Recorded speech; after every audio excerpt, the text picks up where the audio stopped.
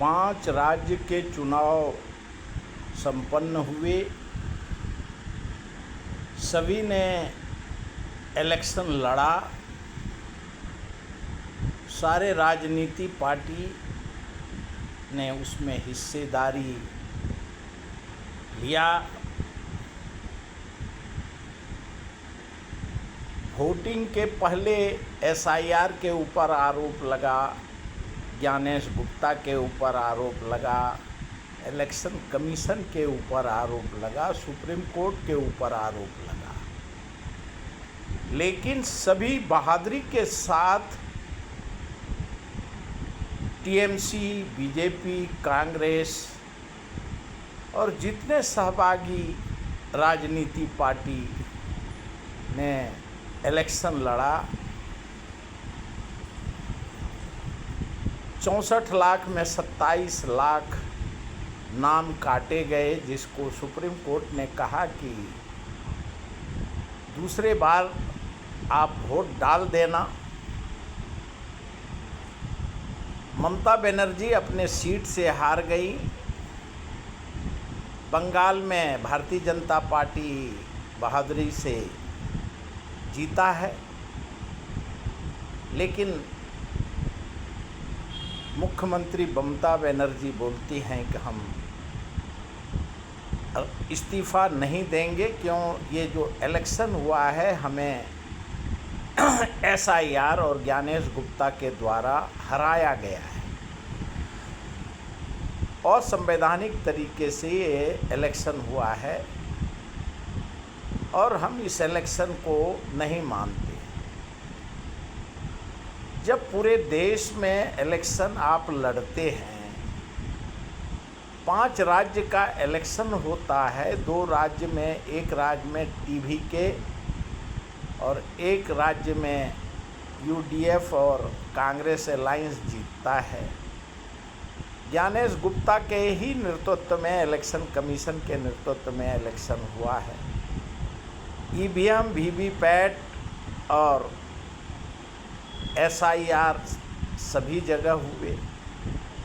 तमिलनाडु में कांग्रेस को डीएमके ने 12 सीट दिया, उसमें 2 या 4 सीट उनको मिला है।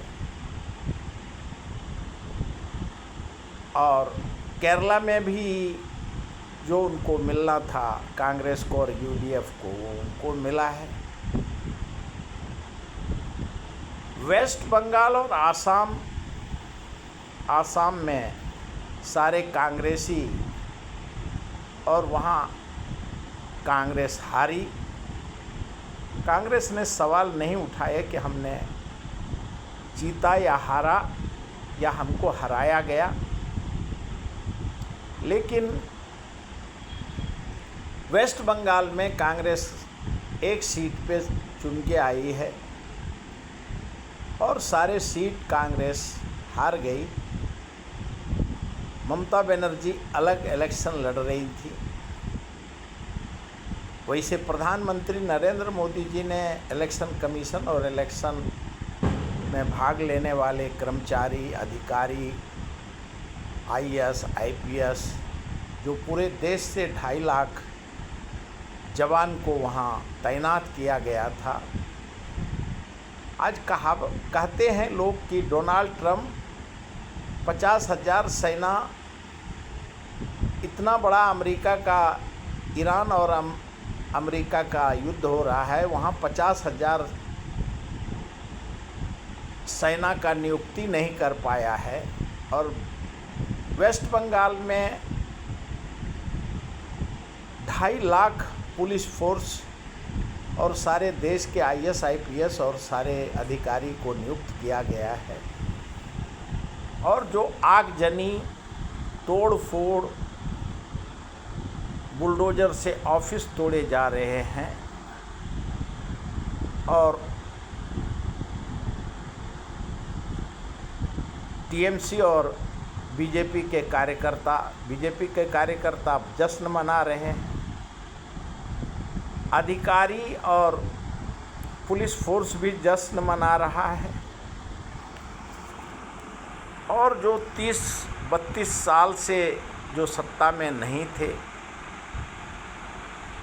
अभी भाग्य की बात है कि वेस्ट बंगाल में इलेक्शन भारतीय जनता पार्टी ने जीता है, लेकिन ममता बनर्जी कहती है ये असंवैधानिक है और हमारी लड़ाई बीजेपी से हुई नहीं, हमारी लड़ाई हमको इलेक्शन कमीशन ने जानबूझ के हराया है और इसके लिए असंवैधानिक है और हम इस्तीफ़ा नहीं देंगे। और पूरा जब आप कोई भी इलेक्शन आप कंटेस्ट करते हो तो इलेक्शन का पहले ही अगर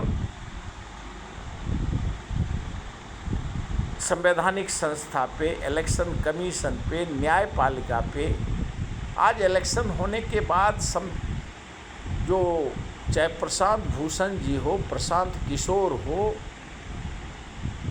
योगेंद्र यादव हो और जितने संविधान के को मानने वाले हो, राहुल गांधी जी हो, सभी ने वेस्ट बंगाल के ऊपर चिंता जता रहा है। तो अगर इस प्रकार का आपको शक था तो पहले ही इलेक्शन का बहिष्कार करना चाहिए था।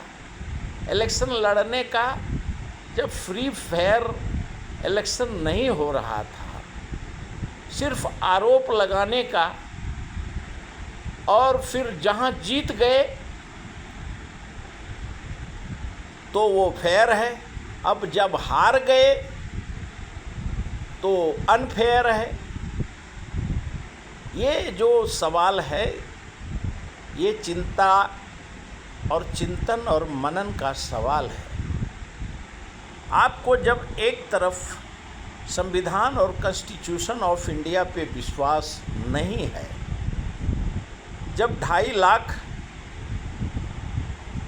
आर्मी जवान को और पुलिस फोर्स को तैनात किया गया और सारे कल बल छल लगाए गए, तो आपको बहिष्कार करना चाहिए था। सभी राजनीतिक पार्टी टीएमसी को बहिष्कार करना चाहिए। आज भारतीय जनता पार्टी के भी जनता को जो उनको बहुमत दिया है एंटी इनकन्वेंसी का, और ये लोकतांत्रिक देश है, यहाँ जितने विरोध में रहते हैं उतने पक्ष में रहते हैं, जितने पक्ष में रहते हैं उससे ज़्यादा विरोध होते हैं। तो आज जो जनता को दुख दिया है और एसआईआर जो नाम काटे गए, नाम जोड़े गए, राहुल गांधी ने तो 2025 जून में ही बोल दिया था कि नाम काटे गए आलंदी में और जोड़े गए, तो इलेक्शन का बहिष्कार करना चाहिए। अगर आपको लोकतांत्रिक और न्यायपालिका पे विश्वास नहीं है, सब इलेक्शन कमीशन पे, तो आप इलेक्शन का बहिष्कार करना चाहिए। अब हारने के बाद जो हट वह कर्मी और धर्मी जो आप कर रहे हैं, ये संविधान को बदनाम करने वाली बात है। आपको जब ईवीएम पे आप अभी 15 साल से जीत रहे थे तो ईवीएम बहुत सही था। आप मुख्यमंत्री जो कार्यकर्ता मारपीट जो होता था वेस्ट बंगाल में हर साल यही होता है। वहाँ की महिला जो हैं वो साफ बोलती थी कि यहाँ के पुरुष मिनिस्टर सब बलात्कारी हैं। कितने आरोप प्रत्यारोप लगे, लोगों में अशांति थी। और अगर अभी आपको मतदान पे विश्वास नहीं था, लोकतांत्रिक मूल्यों पे, तो आपने बहिष्कार करना चाहिए था। अभी आपको हार स्वीकार करना चाहिए, चाहे ज्ञानेश गुप्ता की ही जीत हुई, लेकिन आपने जब भागीदारी लिया है, लोकतंत्र और संवैधानिक संस्था कांग्रेस तो अपने ही बोल रही है, आपके देश का पेरेंट पार्टी सवाल उठा रहा है। और कोई भी जब किसी को मानेगा ही नहीं, पूरे देश में सबको चीफ मिनिस्टर और प्राइम मिनिस्टर बनना है, तो ज्ञानेश गुप्ता का क्या गलती है, इलेक्शन कमीशन का क्या गलती है? जहाँ फेयर हुआ है वहाँ आपको जीत का बधाई और विजयी मान रहे हैं, और जहाँ हार गए वहाँ हम पराजय स्वीकार करने के लिए तैयार नहीं है, और इसी के लिए हंसना और गाल फुलाना शोभा नहीं देता है लोकतांत्रिक मूल्यों को। अब जहाँ भी इलेक्शन होना है, जैसे अभी उत्तर प्रदेश में बचा है 2027, बहिष्कार कर दो सभी राजनीतिक पार्टी, हमको मंजूर नहीं है जब तक ईवीएम ख़त्म नहीं होगा। सुप्रीम कोर्ट के वकील हो, जो अपोजिशन पार्टी के मीडिया हो, यूट्यूब चैनल हो, जिसको मंजूर नहीं है तो इलेक्शन का बहिष्कार करो, और इलेक्शन पहले लड़ने का ईवीएम के ऊपर और वीवीपैट पे बीजेपी सत्ता पक्ष है, उसमें उसको जिसमें हर पार्टी अपना राजनीति पार्टी कल वल छल लगाता है और लगाएगा, क्यों नहीं लगाएगा। उसको सत्ता चाहिए। आपको अभी तक सत्ता दिया, जब बीजेपी 2 सीट चुन के आती थी उसने तो आरोप नहीं लगाए। तो आपको अगर जनता ने हरा दिया है, डीएमके के स्टालिन को हराया, ममता बनर्जी को हराया, इंदिरा गांधी भी हारी हैं, संजय गांधी भी हारे हैं, राहुल गांधी भी हारे हैं, तो आपको स्वीकार, जब आप इलेक्शन का बहिष्कार नहीं करते और इलेक्शन लड़ते तो आपको हार जीत स्वीकार करना होगा। और लोकतंत्र, जो भारत का लोकतंत्र है, उसको मजबूती करने के लिए 5 साल आप लड़िए, बहादुरी से लड़िए। वो बुलडोजर से तोड़ रहा है, जो महिला ने, जिस वोटर ने वोट दिया होगा उसको समझ में आएगा। ये जनता के लिए आप लड़ रहे हो, ना कि आप कोई टीएमसी और कोई राजनीति पार्टी। और ज्ञानेश गुप्ता सच में बधाई के पात्र हैं कि इलेक्शन कमीशन के रूप में उन्होंने जो अपनी भूमिका निभाई, नाम काटा। सुप्रीम कोर्ट जब बोल रहा है कि दूसरे बार इलेक्शन में भागीदार हो जाना, अभी आपका नाम कटा है ना 27 लाख का, तो सुप्रीम कोर्ट जब कहता है आप कहाँ जाओगे। इलेक्शन कमीशन और कॉन्स्टिट्यूशन ऑफ इंडिया से बड़ा तो कोई है ही नहीं। तो सभी को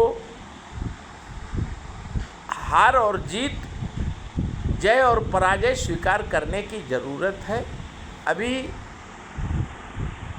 इतने साल के बाद, आज़ादी के बाद, वीर सावरकर जैसे लोग, श्यामा प्रसाद मुखर्जी, उस समय में वो मंत्री बने थे बंगाल के, तो सबने हार जीत स्वीकार करने की ज़रूरत है। भारतीय जनता पार्टी को अभी बहुमत मिला है, चाहे और से मिले या फोर्स से मिले, बाय फोर्स मिले या खुशी से मिले, हार जीत आपने लड़ा है तो आपको हार जीत स्वीकार करनी होगी। यही लोकतंत्र का सही परिचय है। अभी तक इतना ही।